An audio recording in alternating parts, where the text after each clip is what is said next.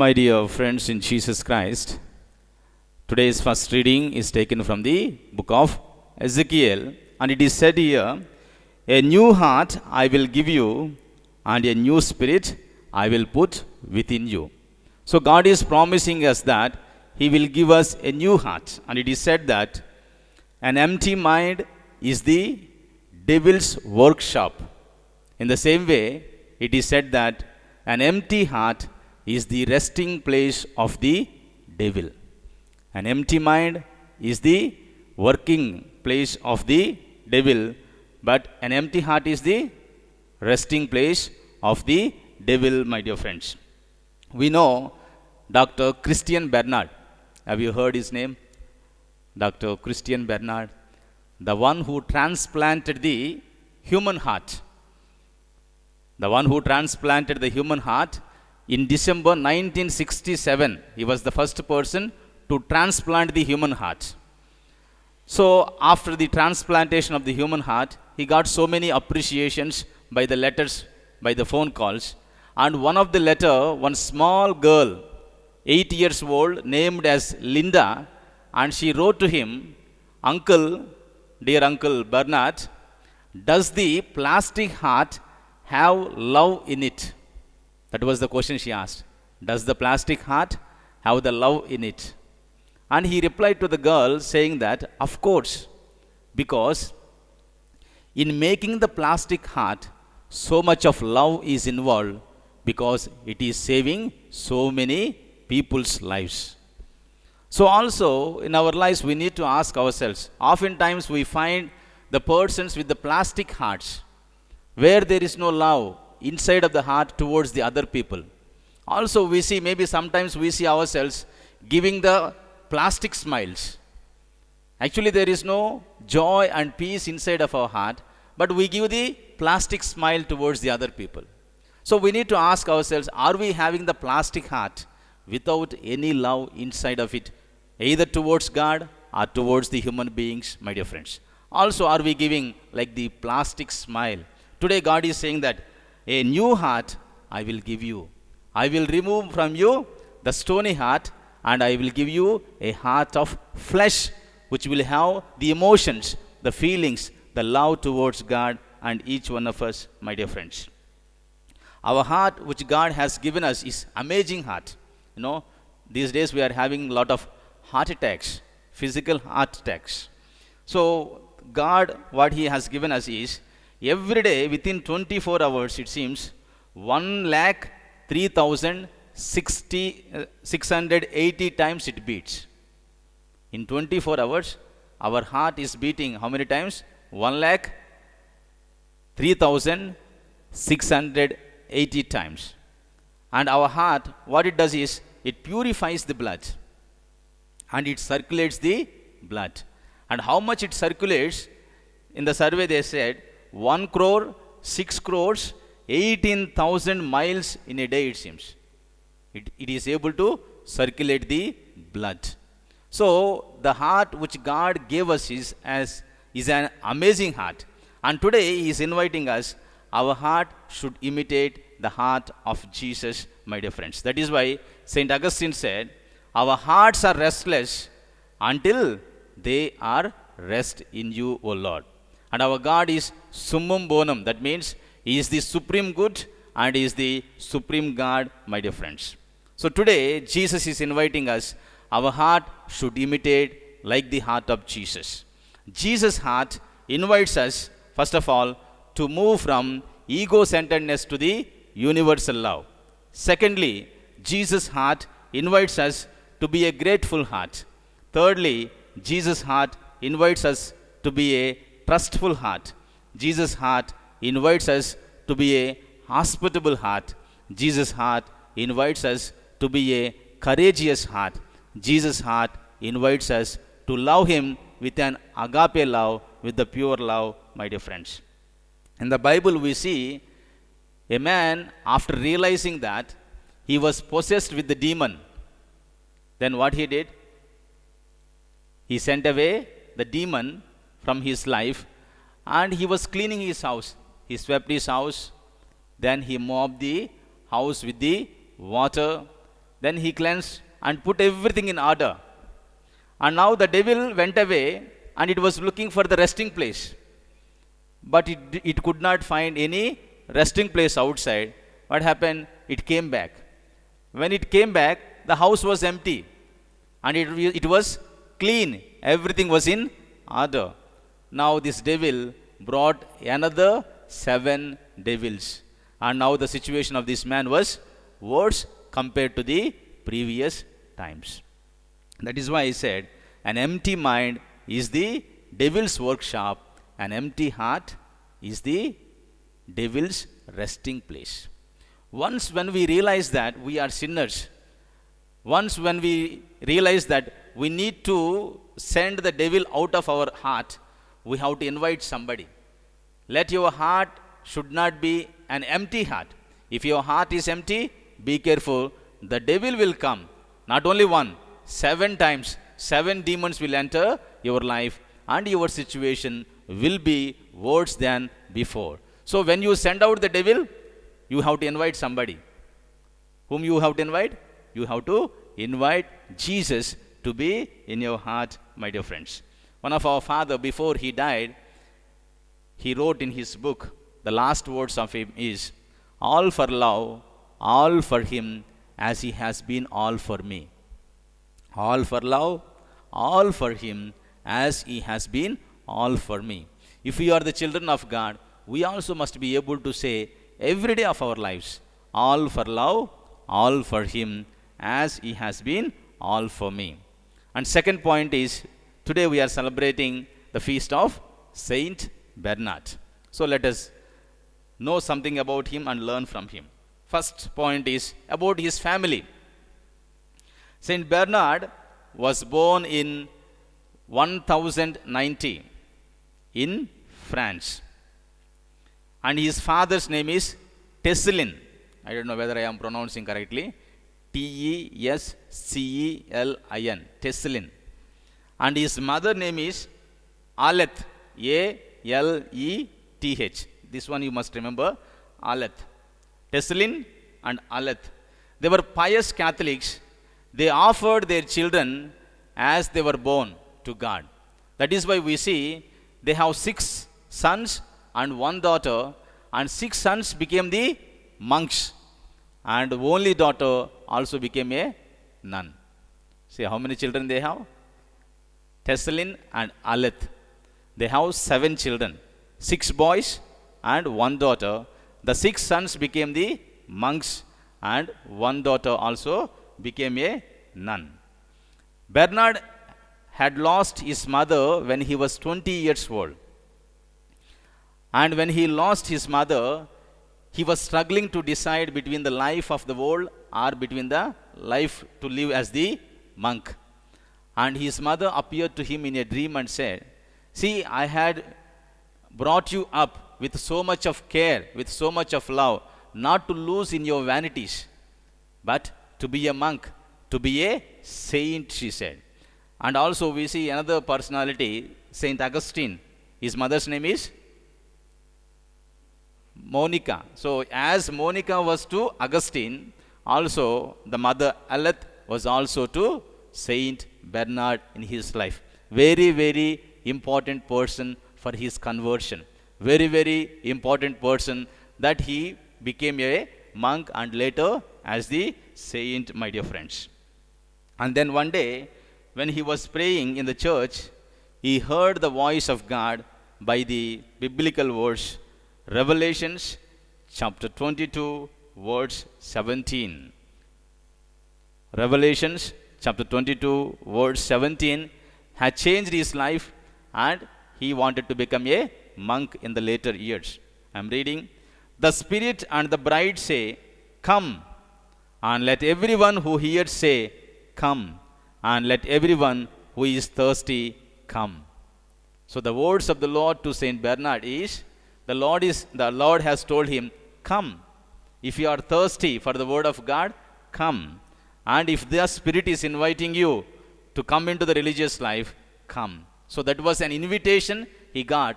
He accepted the invitation, and later he became a monk, and later he was a saint. And in today's gospel also we see the king was inviting, isn't it? The king was inviting to the banquet, come. But the people, those who are there, did they come? They rejected. They gave a lot of excuses. But Bernard, when God told him come, he came, then he became a monk, and later he became a saint. So we need to ask ourselves, are we the ones who are responding to the invitation of God? God is always inviting us to come to his banquet. Come, receive me, take me, and also you will get the blessings. So are we able to respond to his invitation or not? We need to ask ourselves, my dear friends. And in 1111, Bernard, he joined the monastery not alone. He wanted to join the monastery, but he did not want to go alone. So what he did, the interesting thing is, he invited some of his friends. Then he invited his own brothers. Then he called his own uncle. So altogether 30 of them. Bernard gathered 30 people, and all of them joined in the seminary. He did not go alone. When he wanted to become a priest, he did not go alone. What he did, he called his brothers, he called his friends, his uncles, everybody. 30 of them went and joined in the monastery. And that was a great time for the monastery, because in the monastery they were not having a good vocations. Lack of vocations were there. So when the 30 of them went and joined as the new postulants, that made a lot of difference in the monastery. And after 4 years, he himself was appointed to erect another monastery at Clare Walks. Remember the word Clare Walks. Yesterday I was typing in the Google. I wanted to find out some details about Saint Bernard. So I told, what are the interesting facts about Saint Bernard? And you know what came? If you also Google it, you will get the dog's pictures. I think there is a dog which is called Saint Bernard. Yesterday only I came to know. So you have to type, if you want to know something about Saint Bernard, you have to type Saint Bernard of Clare Walks, CLAIRVAUX. Then only you will get the about the saint. Otherwise you will get something about the dogs, that it is a friendly dog which is moved from Rome to the Switzerland and so on. So Saint Bernard also is a dog's name. And the meaning of Bernard is brave, hard. Bern means bear, hard means it is there, hardy. So Bernard means they are very courageous people. They are very brave people. They are very hard people, which means the Bernard. So he died in the year 1153 and was canonized by Pope Alexander 1174, and he was declared as the doctor of the church by Pope Pius VIII, my dear friends. Some of the interesting things about him. The first one is, he is known as the master, he is known as the man of the century. See, these days we hear, no? The man of the century, the woman of the century, and the glorifier of the century. So Saint Bernard was known as the man of the century in 12th century. Why? Because they told about him, he was very, very active in his ministry. It is said about him, he was advisor of popes, then he was a preacher of the second schism, he was the defender of the faith, healer of the schism, then reformer of a monastic order, he was the scholar, he was the theologian, he was the preacher. See, so many qualities, so many works he had contributed towards the Holy Catholic Church. That is why he is considered as the man of the 12th century, my dear friends. And one of the Pope, he went and told him, see, God had appointed you as the steward of the world, not as the ruler of the world. Don't behave as the ruler, behave as the steward. He was giving an advice to the popes, and that Pope told him, see, many people are telling the Pope is you, it is not me.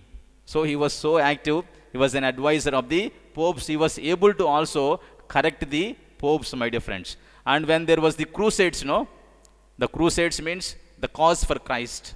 When there were wars, he was elected as the chief ambassador to motivate all the soldiers to go for the war. So the second point is he was called as the honey-tongued doctor. We know the tongue of Saint Anthony is called as the golden tongue. And this man is also known as the honey-tongued doctor for his eloquent preachings and beautiful writings about the love of God and also about the love of Mother Mary. And some of the interesting things which I found is it's very, very inspiring. His homilies are very, very inspiring. The first one is, there are those who seek knowledge for the sake of knowledge, that is called curiosity. There are those who seek knowledge to be known by others, it is called vanity. There are those who seek knowledge in order to serve, that is called love, he said. So very, very beautiful and has lot of meaning.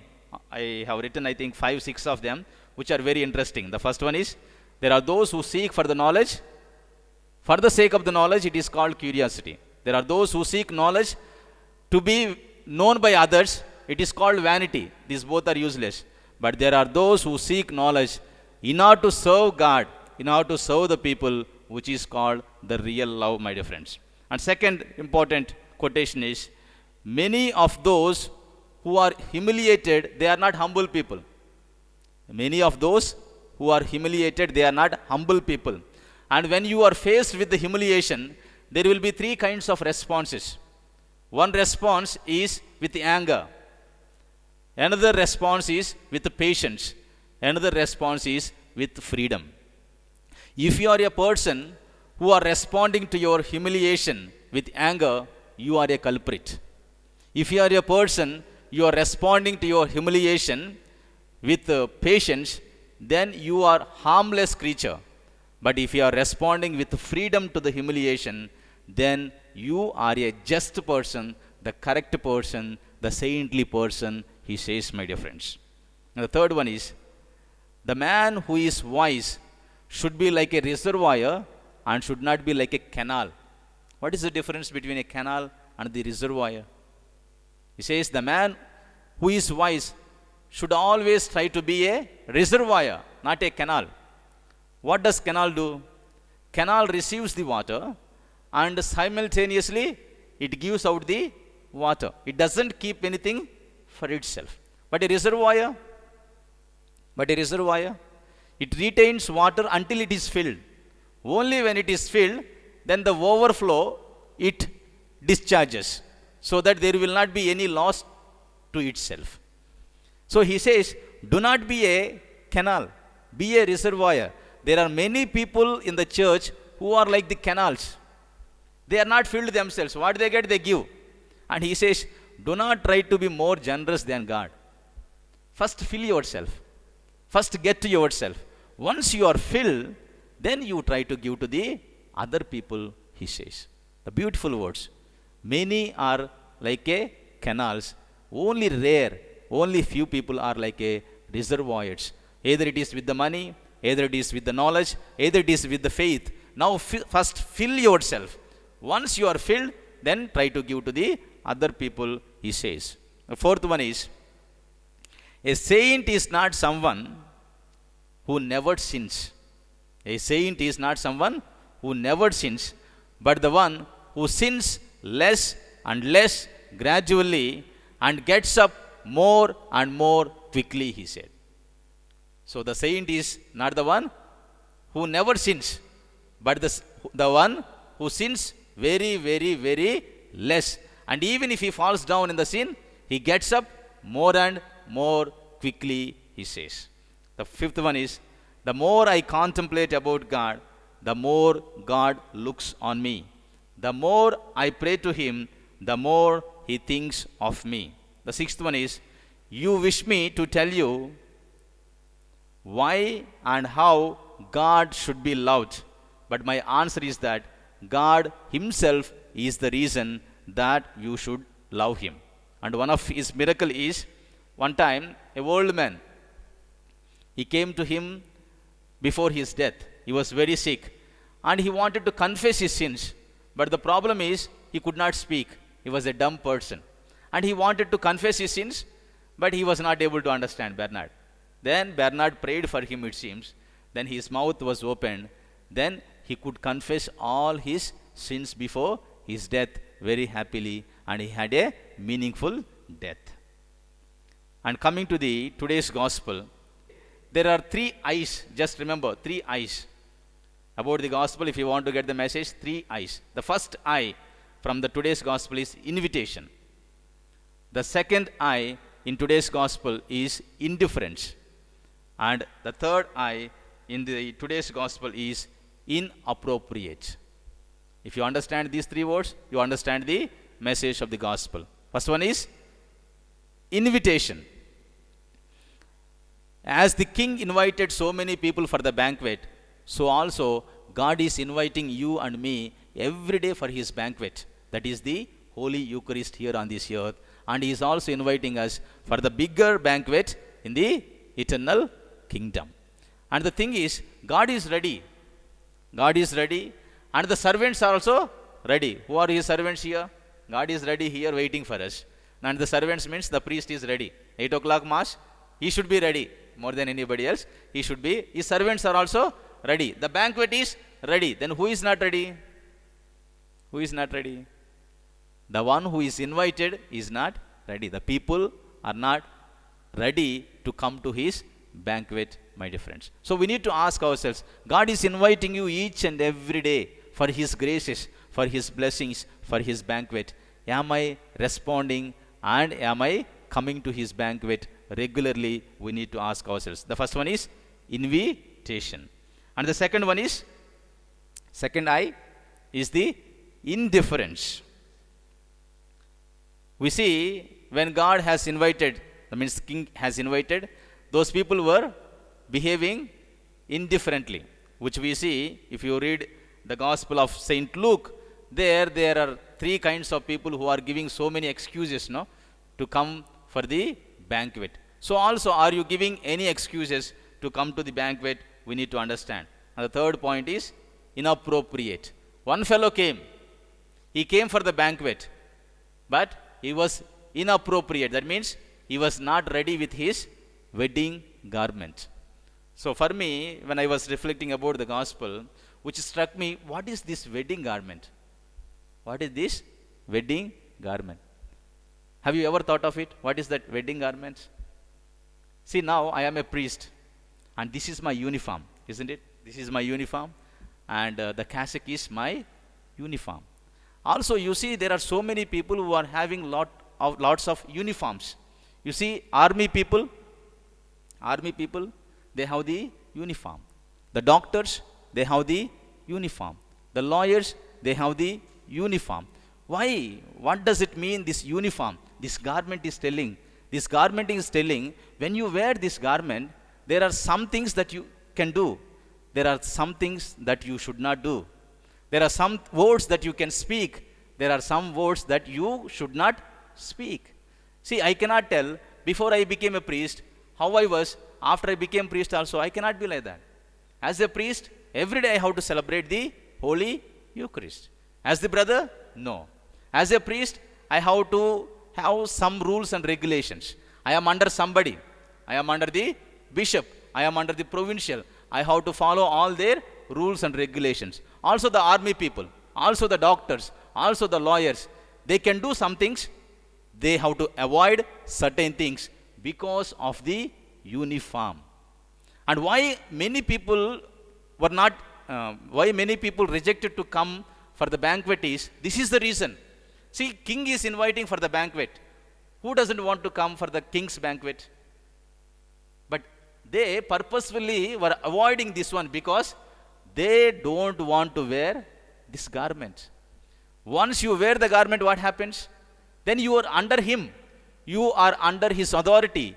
You have to follow his rules and regulations. There won't be freedom for you. That is why, in order to avoid wearing the garment, those people have rejected to come for the banquet, my dear friends. Also, when you are wearing this garment, you have to understand that there are certain things that you have to let go. At the end of our life, it seems only three things remains: how much you loved, how gently you lived, how generously you let go of the things that is not meant for you. The man who came inside, he received the garment, isn't it? He received the garment, but what he did, he was not aware of his garment. He was going that side and this side, and it was lost. He was not aware of it. When the king came and asked, "My friend, where is your garment?" What did he say? What did he say? He was speechless.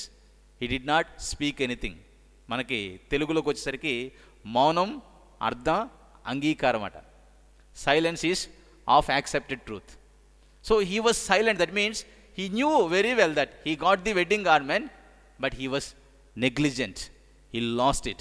So also, my dear friends, what does it mean by the wedding garment is our baptism, is our repentance, is the change of the heart. Whenever you have to come to the banquet, you have to prepare in such a way and come.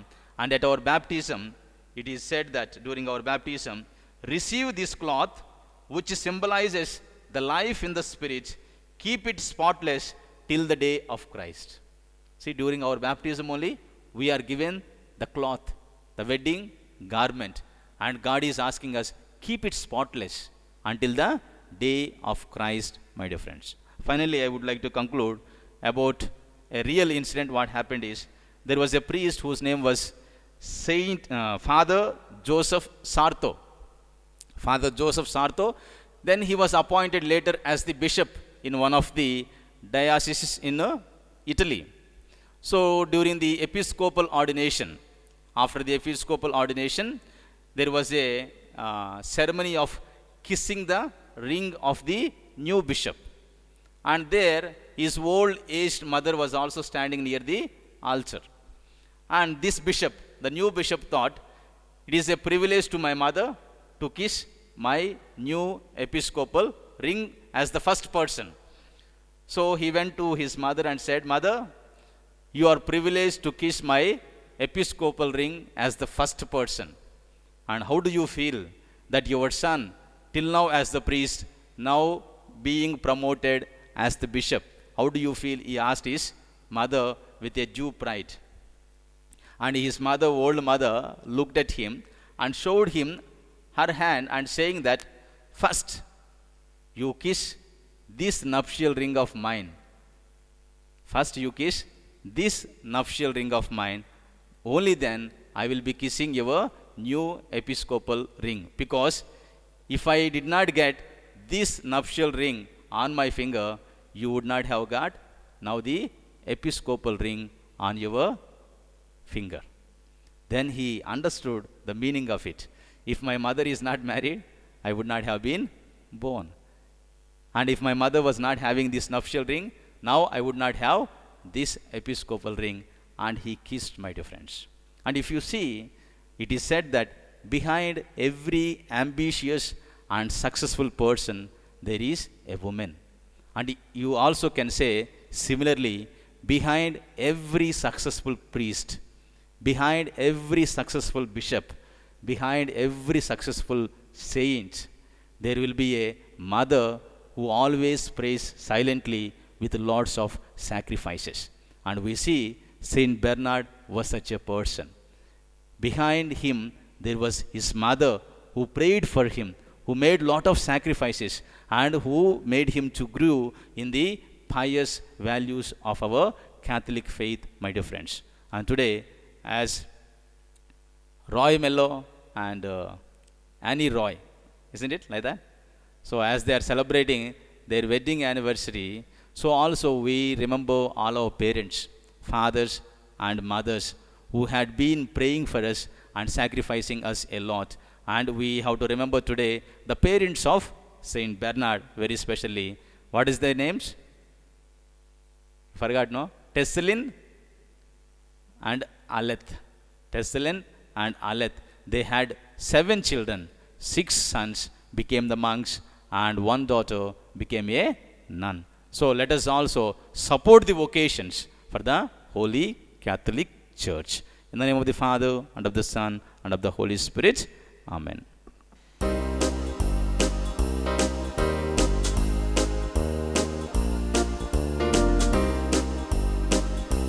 We are one in the Spirit, we are one in the Lord. We are one in the Spirit, we are one in the Lord. And we pray that all unity may one day be restored. And they know we are Christians by our love, by our love. Yes, they know we are Christians by our love.